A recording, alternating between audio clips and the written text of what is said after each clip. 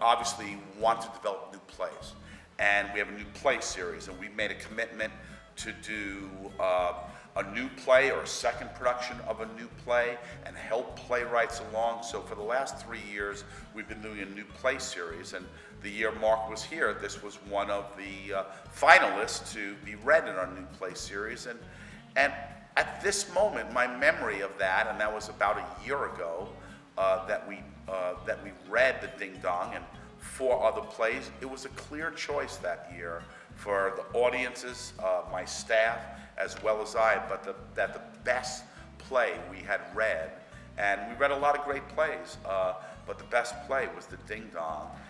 This play, which is a redressing of an old play from the 1890s, was originally a play with like 20-something people in it, with a lot of people. And as a director, I've gone around the country asking theaters, would you let me do a Feydeau? I think A Flea in Her Ear is the funniest play that's ever been written, so I always figure someone's gonna let me direct that. And usually it's too big a cast, it's too expensive, and I have to sort of figure, all right, okay.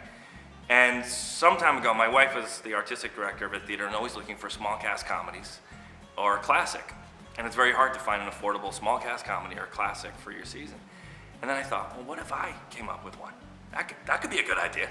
The play starts off with a bang where one guy's chasing a girl into her house, and then her husband comes in and he realizes, oh my God, I know her husband. And from there, every door that opens has another character who walks in who adds a complication. And because it was a French play originally, I had the opportunity to be fast and loose with the language. So although I had read every other translation of Le DINDON that I could find, I also had a young French friend of mine give me a literal translation of it. And then the strangest idea of all, which was to take the original French and put it through Google Translate. And once I did that, and I read it, and I saw how absurd even just the language was when it came out of Google Translate, I realized, yeah, you could do anything you want with this. Just rewrite it, rip it apart. But the important thing would be to stay absolutely truthful to the spirit of Feydeau. Stare all you want, no hard feelings. I wouldn't say that. I got to know this play first probably about a year and a half ago, I think. Mark, who is a friend of mine, the playwright, sent it to me to read, I think pretty shortly after he finished writing it. And I read it, and we talked about it, and then pretty shortly after that, he had a reading at his apartment in New York. Mark, in this process, has been so attentive to like every detail, like a single word. I don't think that word quite works, and he's right.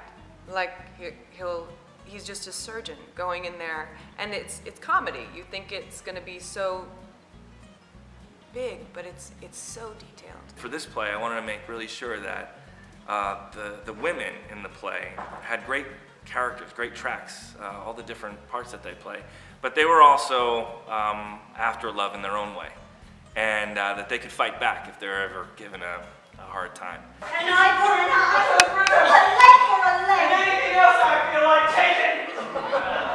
When I got the call from my agents to come in for this, initially I was reading for Lucy. And obviously there is not a bad role in this play. So I just thought, fantastic, I'm auditioning for Lucy. And then I went in and I read and I felt pretty good about it. And then some time went by, and then I got a call saying that they thought you were just great. Thought you were just great. Would you want to come in and read for the other part? Which made me think like, actually I wasn't that great because clearly I wasn't quite right for that part. So I've been with Florida Rep since 2006. I started rehearsal in 2006. My first show was in 2007. And I became an ensemble member, and I've done probably 12 shows, I'd say, here. I did this little-known show called Sylvia. Perhaps you've heard of it. Yeah, it's a pretty big hit. I still get barked at. I met Mark Shanahan earlier this year in November, actually August. I auditioned for a production of Peter and the Starcatcher that he was doing in Arkansas, and ultimately ended up booking it and spent several weeks with him as a director working on that show. And I've never worked with him as a playwright, and now I have to work with him as an actor to complete the Mark Shanahan Triple Crown. It's very special to have been involved in this play for as long as I have, a little over a year, reading it in my kitchen. And then I was in the reading in the 2015 Play Festival. And then we did a workshop weekend in New York City in December. And then we brought it to life again in March. And also I helped to cast the play. So I have been sort of intimately involved with the process from the beginning. And then we went into rehearsals, and I got to work with a tremendous group of theater artists. So this is my first time working with Michelle Damato, and I'd seen her work in Miracle on South Division Street, and I thought she was just fantastic. So I'm so glad I'm getting to work with her now, and I think she's just great, and I love our scenes together, because we actually have like moments of heart and connection as women on stage within this kind of overblown farcical world. I remember working with Mark on the casting process, and he writes to me an email that says, you know, I sort of wrote the role of Madeline with my friend Joe in mind. So if you could find it in your time to bring Joe in for this, and he was, you know, it's so funny to me how he sort of politely asks these questions, and that's Mark's charm. Whereas a lot of other people would have said, bring in this guy. I wrote it for him. What are you thinking? So, but Mark asked if we would consider, and I said, of course we'll consider. And of course, he came in and read for Madeline, and it was a natural choice. He's the perfect straight man. He's exactly the guy you want to watch squirm and awkwardly try to extricate himself from the situations that Madeline finds himself in. He has got a great, Joe has an impeccable deadpan.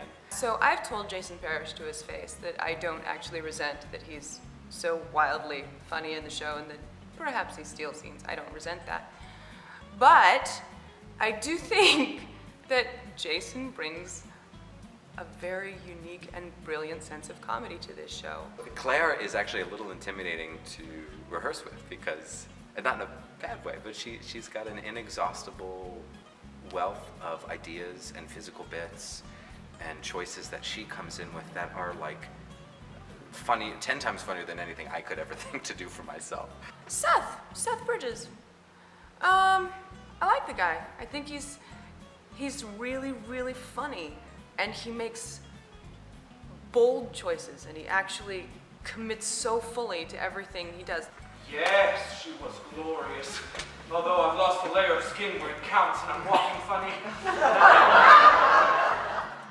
The scenes that we have as Mandy and Redillon, I didn't know how those would kind of come into life, and then he just answered all of those questions. We're all bringing our own humor to the piece, our own jokes to the piece.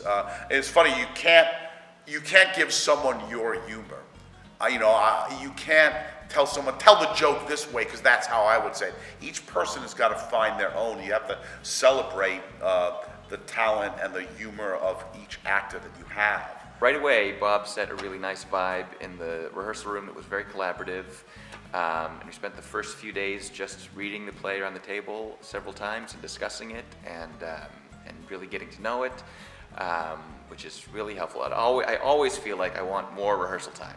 Bob is like the comedic engine behind this, and it's been very rare that I've actually like high-fived a director in the rehearsal process. Bob is such an energetic guy, and it's so, he was such a wonderful driving force in the room, in the rehearsal room, and he's got very clear ideas of what he's after, what this particular audience would respond to. He knows this audience so well. And it was such a joy to work with him because I felt completely safe to make extreme offers. I was a little worried about this spending so much time around the table because I knew there'd be so much physical activity, so I wanted to make sure we were able to get that in our bodies and really figure out all the intricate movement that was going on. But once we got up on our feet, since we had read it so much and knew how we needed to get where we needed to be, all of that stuff started to fall into place fairly easily. I like the thought that this play has actors playing multiple roles with a flip of a hat. Very quickly, an actor walking out a door as one character and coming right back in a few seconds later with another hat and saying, who is that guy who just left? Really lets the actor do all the work of creating something unbelievably imaginative. Jason Parrish's character does quite a few different characters, so we had to really adapt his clothes to make the quick changes as fast as we could for him, because he will literally come off stage and then maybe a couple of minutes of dialogue goes by and he's a whole new character. So quick rigging all of his pieces together, shirt, vests, ties, and then zippers in back to help facilitate quick changes. And then after he puts on his jacket, you can't even tell that everything's been sewn together or sleeves have been chopped off or anything like that. There's a constant surprise all the time. So my challenge kind of as an actor was not to get overwhelmed by those surprises, but let them sort of build throughout the play so that Vadalin has a real journey through this play where he, starts off as a kind of confident guy who thinks he's got everything together, and as the pieces start to fall apart and he gets confronted by all of these people who are sort of inadvertently anyway, sort of tearing his life apart, he has to get a little bit more and more desperate trying to hold his life together. I play Edmund Pontignac, he's a bit of an overgrown teenager. He has a tremendous passion, shall we say, and women are his conquests. I played Lucy. She's a feisty little character. If I catch my husband cheating on me, I'm yours. I didn't actually see her as feisty in the beginning, and it wasn't until some of the final rehearsals when Bob, the director, was giving us the direction, and he was saying that Jason and I were basically just saying like we're adversaries, and this is when the relationship becomes adversarial, and this is when the game is on, and that really changed that character for me. She became a lot less sweet and a lot more strong. My first appearance is as Madame Pontignac, and she's a, Rosalind Russell broad who is being cheated on, serially. And I also played Dr. Pinchard, who I think Mark has decided, and this isn't in the play, but I love knowing that his first name is Maurice, the poor man.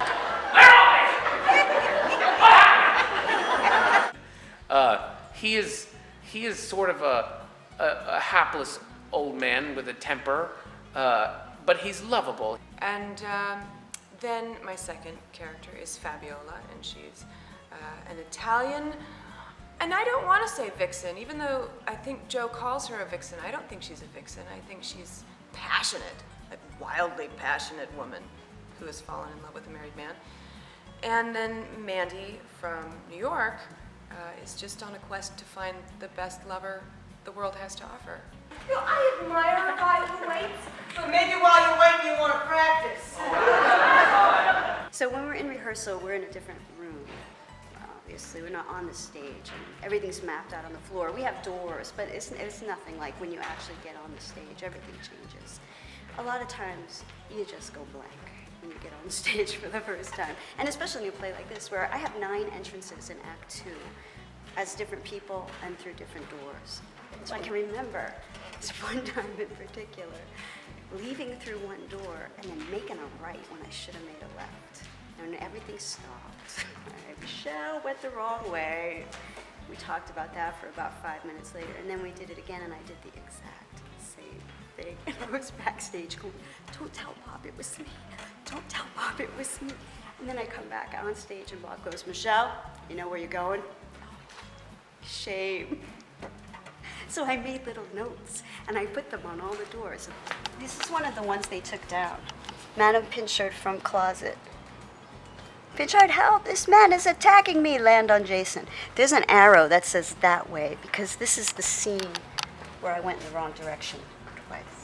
Since we've been in the theater, what I've really loved is like the transformation we've had because of the set and all of the great detail work, like all of these paintings that were created, and everything has to be so functional. We've got this gold molding everywhere and it's gorgeous, and yet these doors have to slam 200 times a night and not fall apart. And we're trying to preserve that magic for the audience.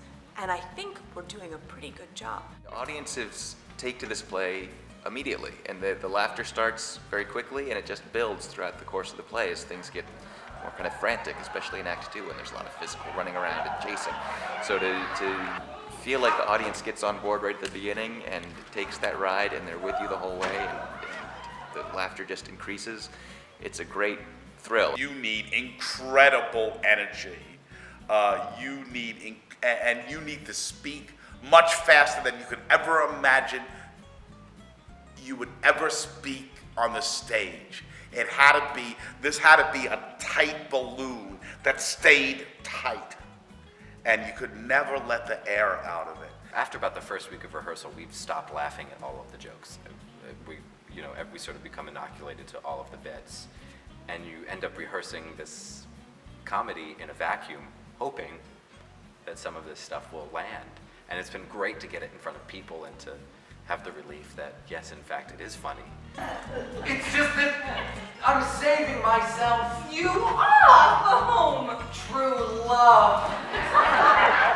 A theater shouldn't want to just premiere plays. They shouldn't want to just do first productions of plays, because it's hard enough for a playwright to get a premiere production, but it's actually harder, I'm told, to get a second production of a play, because that's less prestigious for a playwright, or for a theater. It's less prestigious for a theater to do a second production or the regional premiere. So a lot of theaters shy away from doing a second production. I think it's amazing for regional theaters to give time and a platform for young emerging or new emerging playwrights and for new work that might not be seen otherwise. It's a hard thing for any play in the American theater to find its legs and get launched. It really is. And you need some place to incubate it and some place to give it its first breath, its first life, to deliver it. And what's great about the New Plays Festival is audiences come, and it's great for authors to hear the plays in front of an audience and to get feedback, but also just to see what it feels like in real time, to hear the play out loud. I think regional theaters around America, whether it's going to be fast or slow, are going to start discovering this and start producing it. And in fact, for Florida Rep, we still have a week left in our run here, and it has already become the biggest financial success we've ever had in this closing slot. I think one of the special things about this play is that you could only do it on stage. It's something that is very specially designed for a theatrical experience. I mean, it's a night out at the theater, and we can watch movies to see things that are ultra real, and there are plays that are wonderful when they're ultra realistic and hyper real. But I think that this play really is a love letter to all of those things. It's a love letter to the theater and to actors and to designers and stage crafts people who can engineer something as special and as magical as this. This, I think, is the most difficult of all plays to do. A farce like this, and of course, with that, it becomes incredibly rewarding. Need some soap? I see what you mean about dirty cracks down there.